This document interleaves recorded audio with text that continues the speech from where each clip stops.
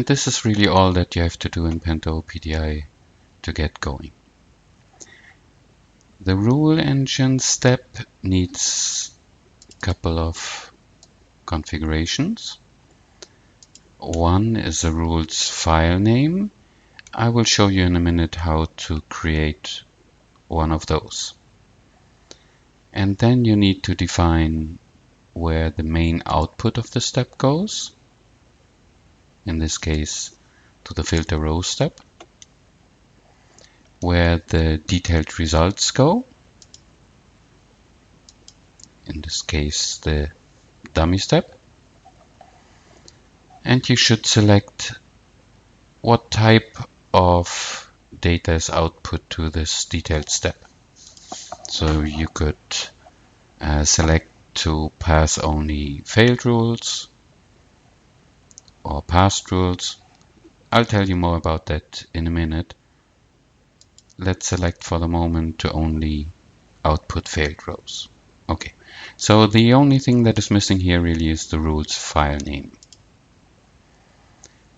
As the logic is not anymore in the PentaOPDI transformation itself, we will have to create it externally.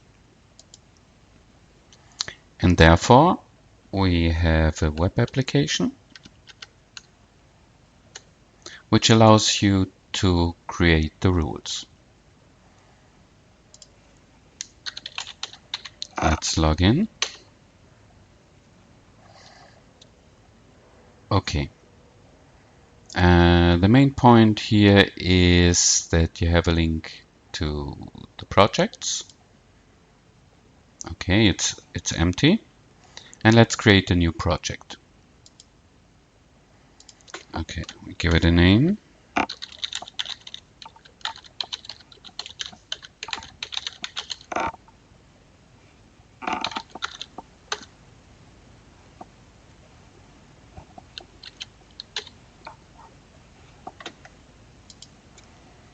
Okay, we give it a name in the description and click on Save.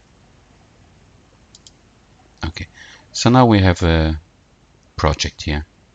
A project is really a container for all your rules, and later on you will use this project in the form of a zip file, and it will be referenced from the rule engine step. Okay, let's go a little bit further into the project. Okay, a project can have one too many rule groups. Let's create a new group. Okay.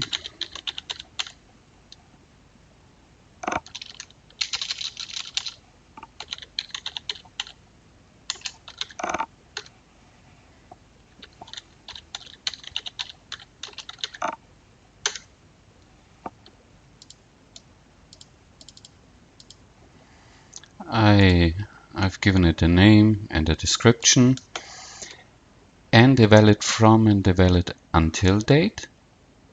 Later on you will see that if you generate a file containing all the rules, only those rules will be considered which are valid for a given date. Okay, let's save it. Okay, so you have a project and a rule group.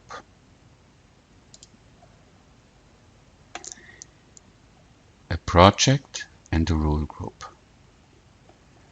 Inside the group you have subgroups, and subgroups now they combine all rules together in a subgroup. Okay, now let's create our first rule. Wait, let me show you a set of example data here so that you know what our data looks like.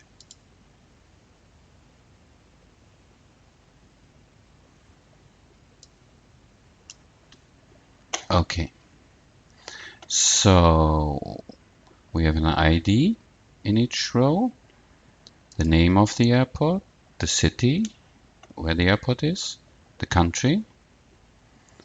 The airport has a so-called IATA code, which is a 3-letter code. Then there's also an ICAO code, that's a 4-letter code.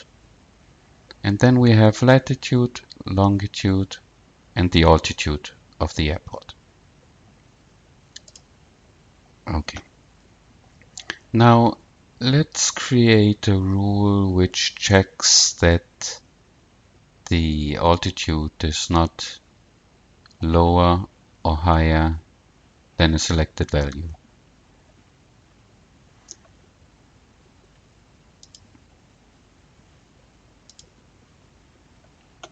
Okay, let's create a rule inside the subgroup. We name it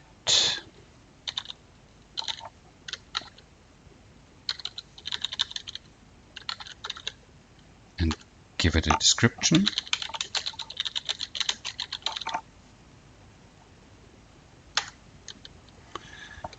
Then we specify the field.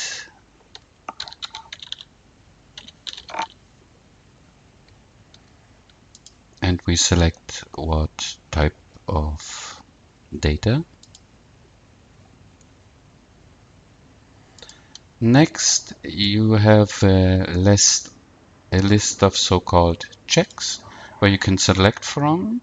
And let's say we want to check if the value is greater or equal. Now you could check this against another field if you wanted.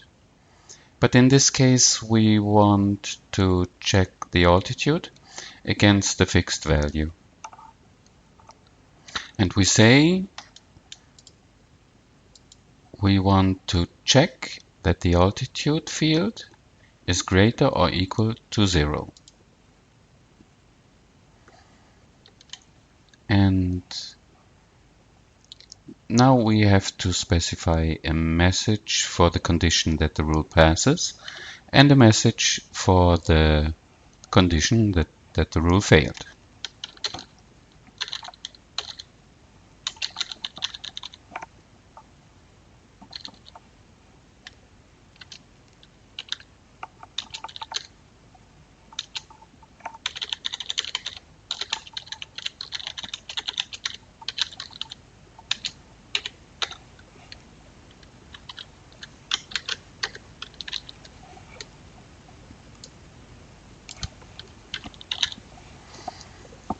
Okay. Later on, when you run the rule engine, the detailed results go into this dummy step we defined here. And there you will find, depending on if it failed or passed, your message there. So a message is important because it will tell you what happened wrong with your checked data. And if you have many rules, then you better write good messages so that you understand correctly what went wrong. Okay, let's save it and go back. Now you can see we have a project with a rule group, a subgroup. Inside the subgroups, you can see here all rules are connected by an AND condition. Now we could change that, but I will explain that later. Let's create another rule, and because it's similar to this one, we just simply copy it. And we give it a new name. But now in this case, we check that it is smaller or equal to the maximum that we define. And we correct this to smaller.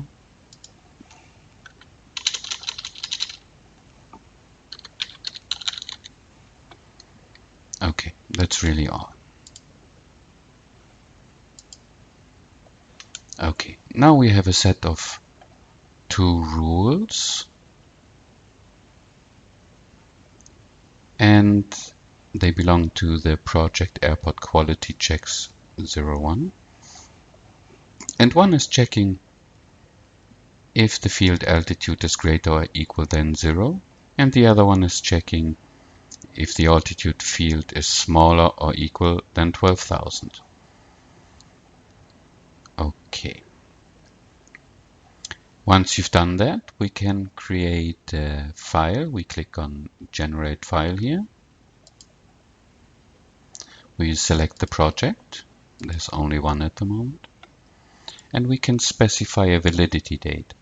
So if you have the case that a certain rule group is only valid for a certain time frame, and after that you have a similar group, but it's different for it's valid for a different time frame, then you can, so to say, plan ahead your rules, and they will automatically be valid from a certain date on. Let's generate the file now. We click on Generate. We select the folder, and it will create a zip file that is, let me copy this here, that is equal to the project name, and we save it. Okay, if we go to the file system, you can see that I saved it to the folder Quality Checks here. Okay, now the remaining step is to tell the rule engine step that it has to use this zip file.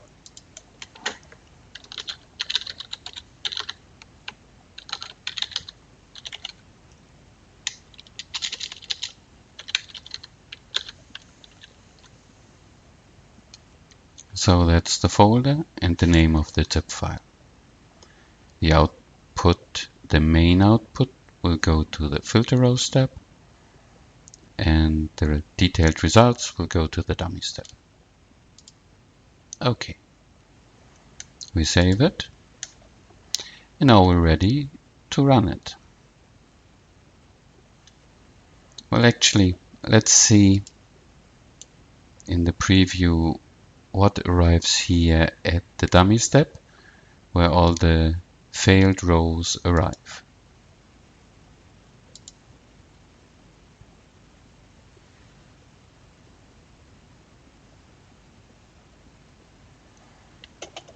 Okay, so this is a dummy step for the failed rows, and we have found 27 rows which do not conform to the rules that we have applied. Let's see. Okay, so we have Amsterdam Schiphol. Its altitude is -11. So the 2 rules that we defined, one of them was the airport has to have an altitude greater than 0. That is not true in this case. So the rule engine behind it detected that and output it here. As you can see, the rule engine step creates these 5 fields, which tell you how many groups you have, how many of those groups failed, how many rules you have all in all, and how many of the rules failed. The last one here is the actions. You can see it's 0 at the moment. We have not defined any actions yet. So you can see these 27 airports did not conform to our rules.